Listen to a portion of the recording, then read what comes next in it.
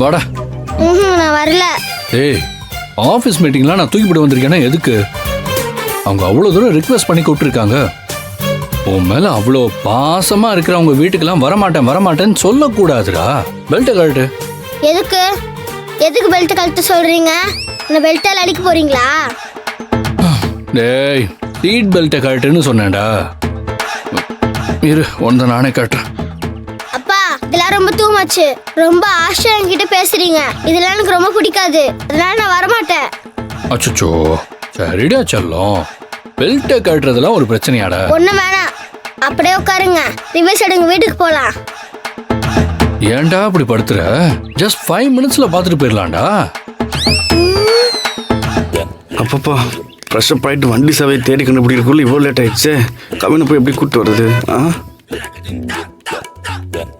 ஐயோ, மாமா வந்திருக்காரு. ஷோ, அம்மா சொன்னபடி இவர் வரக்கூடாது.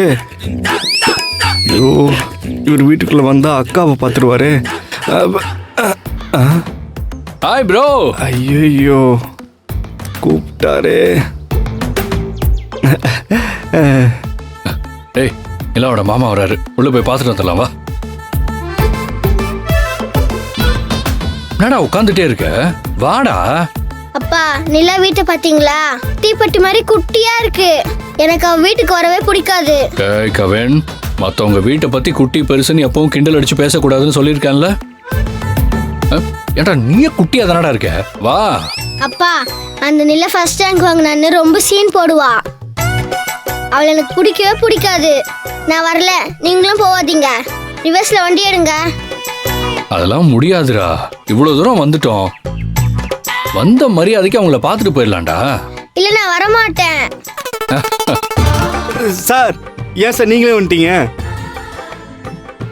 ஏன் நான் வரக்கூடாதா? அது இல்லை சார். வேற எது? நான் உங்க வீட்டுக்கு வந்து உங்க பையனை கூட்டு வரலான்னு கிளம்புனேன். நீங்களே வந்துட்டீங்களா? அதான் ஷாக் ஆயிட்டேன். ஷாக்கா? எதுக்கு? இல்லை சார், உங்களுக்கு ஏகப்பட்ட வேலை இருக்கும். நீங்க யாரு, எவ்வளோ பெரிய கம்பெனியோட ஓனரு, நீங்க ஃப்ரீயா இருக்கிறத பெரிய விஷயம் சார். உண்மையிலே போர்ட் மீட்டிங்லாம் இருந்துச்சு சார். அப்ப நீங்க முதல்ல அங்க கிளம்புங்க சார்.